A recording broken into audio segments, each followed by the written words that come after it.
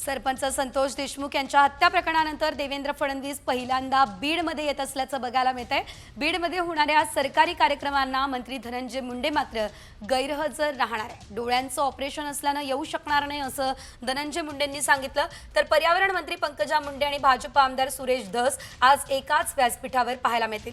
गेल्या काही दिवसात आमदार सुरेश धस यांनी आपल्याच पक्षाच्या पंकजा मुंडेंवर विविध आरोप केले, त्यामुळे भाषणात हे दोघे नेमकं काय बोलतात याकडे सर्वांचं लक्ष लागलं। मी आज रात्री माझ्यावर तुम्हाला एक विचारले, मी आता रायटिंग मध्ये देणार होतो पण बरं झालं तुम्ही आला।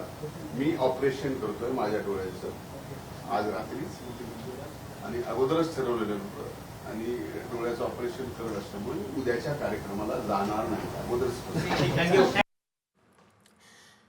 तर आपण पाहिलं खरं तर हा मुद्दा महत्त्वाचा आहे, कारण आज भाषणामध्ये नेमकं काय म्हटलं जातं हे पाहणं महत्त्वाचं असणार आहे। कारण सुरेश धस यांनी त्यांच्याच पक्षातल्या असलेल्या पंकजा मुंडेंवर अनेक गंभीर स्वरूपाचे आरोप केलेले आहेत, त्यामुळे आता धस यांच्या आरोपांना उत्तर दिलं जातं का हे बघणंही महत्त्वाचं असेल। कारण सरपंच हत्येनंतर पहिल्यांदाच देवेंद्र फडणवीसांचा हा बीड दौरा आहे।